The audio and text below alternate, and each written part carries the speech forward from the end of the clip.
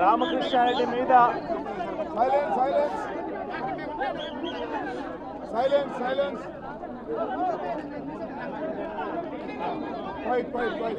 ఈరోజు పిన్నెల్లి రామకృష్ణారెడ్డి మీద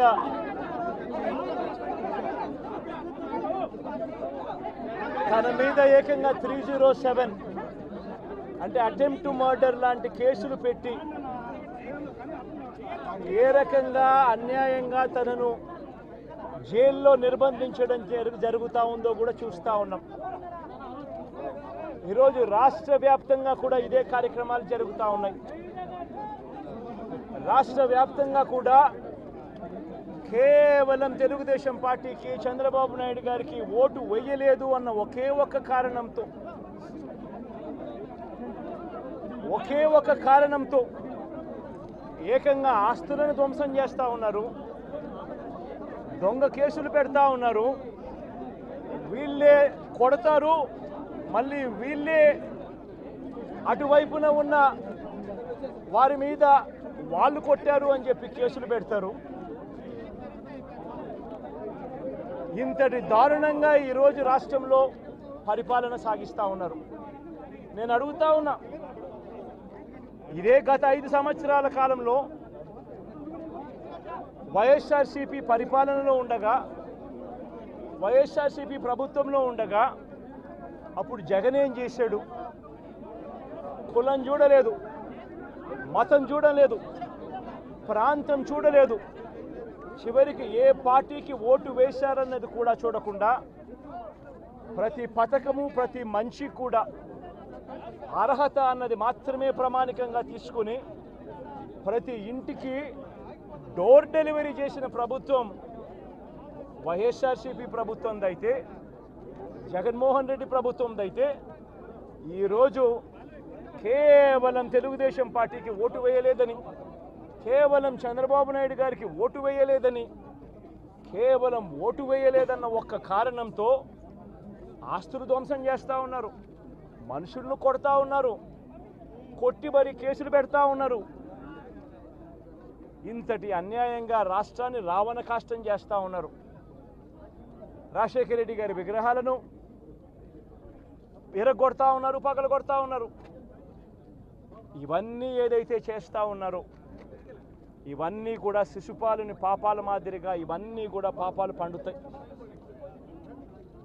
ప్రజాస్వామ్యంలో ఏదైనా కూడా ప్రజలకు మంచి చేసి ప్రజల గుండెల్లో స్థానం సంపాదించుకుని ప్రజల దగ్గరికి వెళ్ళి పలాని మంచి చేశాం కాబట్టి మాకు ఓటు వేయండి అని అడిగే పరిస్థితులు ఉండాలి తప్పనిచ్చి ఈ మాదిరిగా దౌర్జన్యాలు చేసి, ఈ మాదిరిగా అన్యాయమైన కేసులు బిగించి, ఈ మాదిరిగా ఆస్తులు ధ్వంసం చేసి, ఈ మాదిరిగా ఫియర్ సైకోసిస్ క్రియేట్ చేస్తూ రాజకీయాలు చేస్తే మాత్రం అది ఏ రోజు కూడా నిలబడే రాజకీయం కాదు.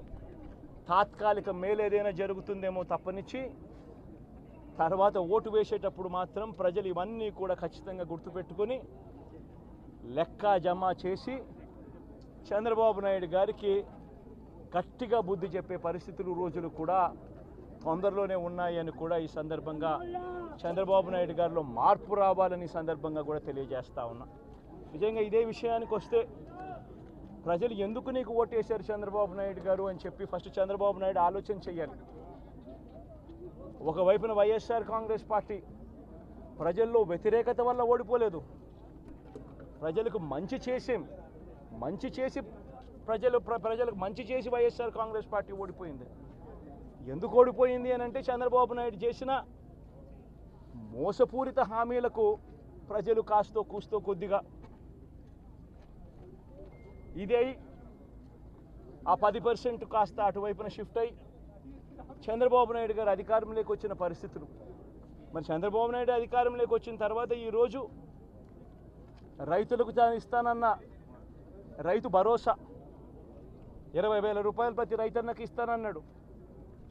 వ్యవసాయం స్టార్ట్ అయింది, ఖరీఫ్ మొదలైంది, పంటలు వేగంగా వేస్తూ ఉన్నారు రైతన్నలు. ఇంతవరకు రైతు భరోసా 10,000-20,000 రూపాయలు ఇస్తానన్న దానికి అతి గతి లేదు. బడులు మొదలయ్యాయి. అమ్మఒడి కింద జగన్ 15,000 ఇస్తాను అని అంటే కాదు, చంద్రబాబు నాయుడు వస్తే ఎంతమంది పిల్లలు ఉంటే అంతమందికి ఇస్తాడు, ప్రతి ఒక్కరికి 15,000 ఇస్తాడు అని చెప్పారు. రాష్ట్రంలో 1 కోటి మందికి పైగా పిల్లలు, బడియీడు పిల్లలు ఉన్నారు. బడులు స్టార్ట్ అయ్యాయి. ఆ ప్రతి తల్లి కూడా అడుగుతూ ఉంది, తల్లికి వందనం అని పేరు పెట్టావు, అమ్మఒడి అనే పథకాన్ని పేరు మార్చావు, మరి ఆ డబ్బులు ఏమైనాయని చెప్పి గవర్నెన్స్ మీద కాస్త ధ్యాస పెట్టి ఆ తల్లులకి ఇచ్చే డబ్బులు ఇచ్చే కార్యక్రమం చూడండి. రైతులకు ఇచ్చే రైతు భరోసా 20,000 ఇస్తామన్నారు, ఇచ్చే కార్యక్రమం చూడండి. ప్రతి అక్క చెల్లెమ్మకు 18 ఏళ్ళు పైబడిన ప్రతి అక్క చెల్లెమ్మకు ప్రతి ఒక్కరికి 1,500 రూపాయలు ఇస్తామని చెప్పారు. అంటే సంవత్సరానికి 18,000 రూపాయలు. రాష్ట్రంలో 4,12,00,000 మంది ఓటర్లు ఉండరని చెప్పి మొన్ననే లెక్కలు తేలాయి. అందులో దాదాపుగా 2,10,00,000 మంది మహిళా ఓటర్లే. అంటే అందరూ 18 సంవత్సరాలు నిండిన మహిళా ఓటర్లే. మరి 2,10,00,000 మంది ఈ మహిళా ఓటర్లందరూ కూడా 18 ఏళ్ళు నిండిన ఈ మహిళా ఓటర్లందరూ కూడా వీళ్ళందరూ కూడా ఈరోజు అడుగుతూ ఉన్నారు, 1,500 రూపాయలు ప్రతి నెల ఇస్తానన్నావు, ఏమైంది ఈ 1,500 రూపాయలు ఇచ్చే కార్యక్రమాలు అని చెప్పి అడుగుతూ ఉన్నారు. వాటి మీద ధ్యాస పెట్టే కార్యక్రమం చంద్రబాబు నాయుడు చేయాలి. ఇవేవి కూడా చేయకుండా కేవలం భయాందోళనలు క్రియేట్ చేయాలి, రాష్ట్రంలో రావణ కాష్టం సృష్టించాలి, దొంగ కేసులు పెట్టాలి, ఇరికించాలి, ఆస్తులను ధ్వంసం చేయాలి. వైఎస్ఆర్సీపీ అభిమానులైనా, వైఎస్ఆర్సీపీ కార్యకర్తలైనా, వైఎస్ఆర్సీపీకి ఓటు వేసిన వారైనా కూడా ఎవరిని కూడా ఉంచకూడదు అన్న దుర్మార్గపు ఆలోచనలతో అడుగులు ముందుకు వేయడం అతి హేయమైన రాజకీయం అని కూడా ఈ సందర్భంగా తెలియజేస్తా ఉన్నా. ఇదే రామకృష్ణారెడ్డి విషయానికే వస్తే నిజంగా ఎంతటి అన్యాయమైన పరిస్థితిలో కేసులు బిగించారు అన్నది ఒకసారి అందరూ కూడా ఆలోచన చేయమని కోరుతా ఉన్నా. ఇదే విషయం కారంపూడి ఘటన జరిగింది ఎప్పుడు? ఎన్నికలు అయిపోయిన తర్వాత మరుసటి రోజు, అంటే మే 14వ తారీఖున కారంపూడిలో ఘటన జరిగింది. కారంపూడిలో ఏం ఘటన జరిగింది, ఎందుకు జరిగింది?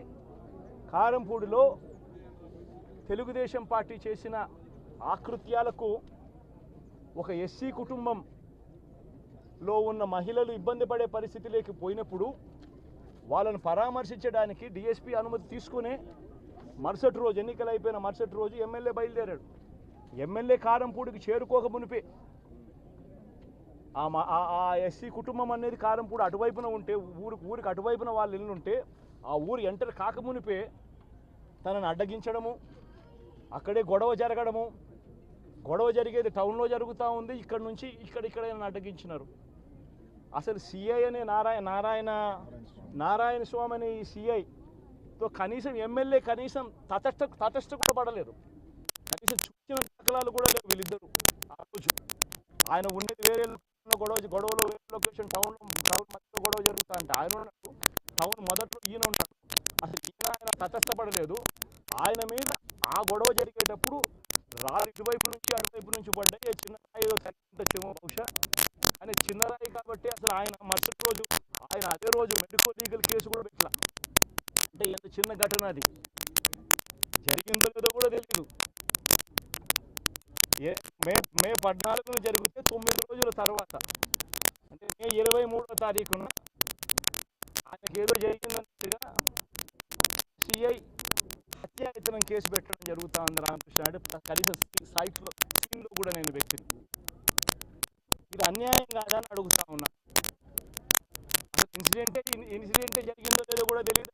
మరి ఇన్సిడెంట్ నిజంగానే జరిగిందంటే మే 14న జరిగిందంటే మే 15వ తారీఖున మెడికల్ లీగల్ ఎందుకు పెట్టలేదు? 17వ తారీఖున సిట్ కేంద్ర ఎన్నికల సంఘం 17వ తారీఖు నుంచి 20వ తారీఖు వరకు పల్నాడు ఏరియాలో ఆ సిట్ బృందం తిరిగి ఇన్సిడెంట్ జరిగిన ప్రతి అంశం మీద రిపోర్ట్ ఇచ్చింది. ఆ రిపోర్ట్ ఇచ్చిన దాంట్లో, ఆ సిట్ ఇచ్చిన రిపోర్ట్లలో ఎందుకు రాలేదు? మరి ఈ రకంగా ఒక మనిషిని హత్యాయత్నం కేసు మీద బిగించడం ధర్మమేనా? ఇంకొక కేసు కూడా తన మీద హత్యాయత్నం కేసు పెట్టాడు. మే 13వ తారీఖు ఎన్నికల సమయంలో పాల్వాయి గేట్ అనే పోలింగ్ కేంద్రం దగ్గర తాను వెళ్ళినప్పుడు జరిగిన ఘటన మీద అసలు ఎందుకు ఆ ఘటన జరిగింది, ఏదన్నా కొద్ది గొప్ప కనీసం ఆలోచన చేసే వాళ్ళు ఎవరైనా ఆలోచన చేయాలి కదా. అక్కడ ఉన్న ఎస్సీలను, ఆ గ్రామంలో ఉన్న సామాజిక వర్గం వాళ్ళు గ్రామంలో ఉన్న బూతులు లేకపోయి ఓట్లు వేసే పరిస్థితి లేకుండా ఉన్నప్పుడు ఎమ్మెల్యే అక్కడికి ఆ గ్రామానికి వెళ్ళినప్పుడు ఎమ్మెల్యే ఆ పరిస్థితి చూసి ఎస్పీకి 4 సార్లు 5 సార్లు 10 సార్లు ఫోన్ చేసినా కూడా ఎస్పీ రాని పరిస్థితిలో ఉన్నప్పుడు, కనీసం సిఐని ఎస్ఐని కూడా పంపించిన పరిస్థితిలో ఉన్నప్పుడు, అటువంటి బూత్లో సెన్సిటివ్ బూత్లో కేవలం ఒకే ఒక్క హోంగార్డును పెట్టి బూతులు నడుపుతూ ఉన్నారు. అటువంటి పరిస్థితిలో అన్యాయం జరుగుతూ ఉందని చెప్పడం కోసం, అన్యాయం జరుగుతూ ఉన్న వాళ్ళ పక్షాన్ని నిలబడడం కోసం ఎమ్మెల్యే లోపలికి పోయి ఈవీఎంను పగలగొట్టే కార్యక్రమం జరిగింది. ఎందుకు ఈవీఎంలో నిజంగానే ఎమ్మెల్యేనే రిగ్గింగ్ చేసుకుంటా ఉంటే, ఎమ్మెల్యేకి అక్కడ నిజంగానే ఎమ్మెల్యే పరిస్థితి అంత బాగుండింటే ఎందుకు ఎమ్మెల్యే ఈవీఎం పక్కన కొడతాడు? అక్కడ పరిస్థితి బాగలేదనే కదా, అన్యాయం చేస్తూ ఉన్నారనే కదా.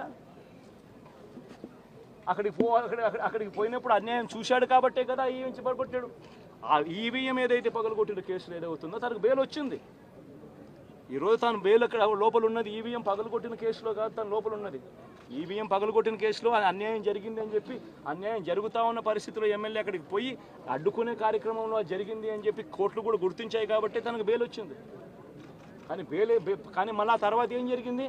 ఆ ఇన్సిడెంట్ జరిగిన 10 రోజుల తర్వాత, ఆ ఇన్సిడెంట్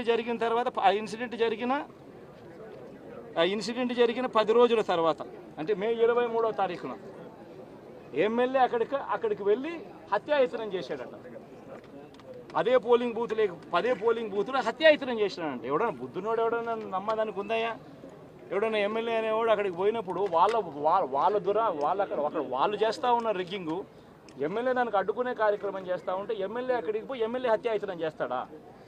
చెప్పడానికైనా హద్దు పొద్దు ఉండాలి కదా. 10 రోజుల తర్వాత ఎమ్మెల్యే హత్యాయత్నం చేశాడని చెప్పి కేసు పెడతారు 10 రోజుల తర్వాత. ఇప్పుడు నిజంగానే అటువంటి ఇన్సిడెంట్ జరిగిందంటే సిట్టు 17వ తారీఖు నుంచి మే 17వ తారీఖు నుంచి 20వ తారీఖు లోపల మధ్యలో ఇచ్చిన రిపోర్ట్లో ఆ సిట్లో అది చెప్పాలి కదా, ఇట్లా జరిగింది, ఎమ్మెల్యే అనే వ్యక్తి హత్యాయత్నం చేసే కార్యక్రమం చేశాడు అని చెప్పి రావాలి కదా. మరి ఎందుకు సిట్ రిపోర్ట్లో రాలేదు? ఈ రకంగా ఒక మనిషిని కేవలం 4 సార్లు ఎమ్మెల్యే తాను 2000 కన్సిస్టెంట్గా 4 సార్లు ఎమ్మెల్యే గెలిచాడు. 2009లో గెలిచాడు, 2011లో గెలిచాడు, 2014లో గెలిచాడు, 2019లో గెలిచాడు. ఒక మనిషి కన్సిస్టెంట్గా 4 సార్లు ఎమ్మెల్యేగా గెలుస్తూ వస్తున్నాడు అని అంటే ఆ మనిషి మంచోడు కాబట్టి గెలుస్తూ వచ్చాడు, ఆ మనిషి మంచోడు కాబట్టి ప్రజలు ఆశీర్వదిస్తూ వచ్చారు. అటువంటి వ్యక్తిని తీసుకొని వచ్చి తప్పుడు కేసులలో ఈ మాదిరిగా బిగించడం ఎంత మటుకు ధర్మం? ఈరోజు ఒక్క రామకృష్ణారెడ్డి ఒక్క పరిస్థితే కాదు, రాష్ట్ర వ్యాప్తంగా ప్రతి గ్రామంలోనూ కూడా ఇదే కార్యక్రమాలు జరుగుతూ ఉన్నాయి. ప్రతి ఒక్కరూ కూడా వాళ్ళ స్థాయిలో రెడ్ బుక్స్ అని చెప్పి రెడ్ బుక్లు పెట్టుకొని ఉన్నారు. చంద్రబాబు నాయుడు స్థాయిలో చంద్రబాబు నాయుడు ఒక రెడ్ బుక్, లోకేష్ స్థాయిలో లోకేష్ ఒక రెడ్ బుక్, ఎమ్మెల్యే స్థాయిలో ఎమ్మెల్యే ఒక రెడ్ బుక్, మండల స్థాయిలో మండల నాయకుడు ఒక రెడ్ బుక్, గ్రామ స్థాయిలో గ్రామంలో ఇంకో రెడ్ బుక్, గ్రామ స్థాయిలో ఇంకో నాయకుడు, గ్రామ స్థాయిలో ఇంకో రెడ్ బుక్లలో పెట్టుకొని ఏం చేస్తూ ఉన్నారు? అతి దారుణంగా అన్యాయంగా ఆస్తులు ధ్వంసం చేస్తూ ఉన్నారు. రాష్ట్రం మొత్తం దాన్ని చూస్తూ ఉంది, కానీ ఎవడు మాట్లాడడం లేరు. దొంగ కేసులు పెడతా ఉన్నారు, పోలీసులు ప్రేక్షక పాత్ర పోషిస్తూ ఉన్నారు. దొంగ కేసులు పెడతా ఉన్నారు, వాళ్ళే కొడతారు, మన ఇటువైపున కేసులు పెడతా ఉన్నారు. రాష్ట్రం మొత్తం ఇది చూస్తూ ఉంది. చీని చెట్లు నరికేస్తూ ఉన్నారు, ఆస్తులు ధ్వంసం చేస్తూ ఉన్నారు, కనిపిస్తూ ఉంది. ఎమ్మెల్యేలు ఏకంగా జేసీబీల మీద పొక్లేన్ల మీద ఎమ్మెల్యేలు స్వయంగా తిష్టేసి ఏకంగా పోయి బిల్డింగులు పగలగొట్టే కార్యక్రమాలు చేస్తూ ఉన్నారు. ఇంతటి దారుణంగా నిజంగా చేస్తూ ఉన్నారు అని అంటే ఎల్లకాలం ప్రభుత్వం మీది కాదు, ఎల్లకాలం రోజులు మీయే ఉండవు చంద్రబాబు, అది గుర్తుపెట్టుకో. మీ పాపాలు పండుతూ ఉన్నాయి వేగంగా. ప్రజలు దీన్ని క్షమించని పరిస్థితి లేక వస్తారు. ఖచ్చితంగా మీకు బుద్ధి చెప్పే పరిస్థితులు రోజులు కూడా ఉంటాయి. చేతనైతే మంచి చేయండి, మంచి చేసి ప్రజల మనసులు గెలుచుకుని ఓట్లు ప్రజల మనసుల్లో స్థిరస్థాయిగా నిలబడే కార్యక్రమం చేయండి. కానీ తప్పుడు రాజకీయాలు ఈ మాదిరిగా నువ్వు ఒక్కరివే చేస్తావు అనుకుంటా ఉన్నావు. ఇదే మాదిరిగా కొనసాగితే రాష్ట్రంలో ఒక తప్పుడు సాంప్రదాయానికి నువ్వు నాంది పలుకుతా ఉన్నావు. నువ్వు వేసే ఈ బీజం, నువ్వు వేసే ఈ తప్పుడు సాంప్రదాయం, రేపొద్దున నువ్వు వేసే ఈ బీజం చెట్టు అవుతుంది. రేపొద్దున నువ్వు ఏదైతే ఇత్తుతావో అదే పండుతుంది. రేపొద్దున మళ్ళీ మీ గ్రామాలలో మీ కార్యకర్తలకు ఇదే పరిస్థితిని ఇదే మాదిరిగానే మళ్ళీ జరిగే కార్యక్రమాలు కూడా జరుగుతాయి. అటువంటి తప్పుడు సాంప్రదాయాలు దయచేసి ఇప్పటికన్నా ఆపండి. నాయకులుగా ఉన్న మనలాంటి వాళ్ళం ఇలాంటివి ప్రోత్సహించకూడదు. ఇలాంటివి ఎవరు తప్పు చేసినా తప్పు అని చెప్పే కార్యక్రమం నాయకులుగా మనం చెయ్యాలి. కానీ దగ్గరుండి ఈ మాదిరిగా ప్రోత్సహించడం అతి దుర్మార్గమైన కార్యక్రమం. దయచేసి దీనికి ఫుల్ స్టాప్ పెట్టే కార్యక్రమం ఖచ్చితంగా చెయ్యండి చంద్రబాబు అని చెప్పి సందర్భంగా మరొక్కసారి చంద్రబాబును ఈసారి హెచ్చరిస్తున్నామని కూడా చెప్తా ఉన్నాం. ఈసారి కోరడం లేదు, హెచ్చరిస్తున్నామని కూడా చెప్తా ఉన్నాం. ఇదే మాదిరిగా జరుగుతూ పోతూ ఉంటే మాత్రం ఎవరైనా కూడా ఊరుకునే కార్యక్రమం జరగదు. రియాక్షన్ అనేది ఖచ్చితంగా ఉంటుందని కూడా చంద్రబాబు నాయుడు సందర్భంగా గట్టిగా చెప్తారు. నెల రోజులైంది, చాలా మంది కార్యకర్తలు కూడా ఇబ్బంది పడిన పరిస్థితి. కార్యకర్తలను వదిలేసి ఈ రోజు భారత రాజ్యాంగ వ్యవస్థని నిర్వీర్యం చేసే విధంగా ఎన్నిక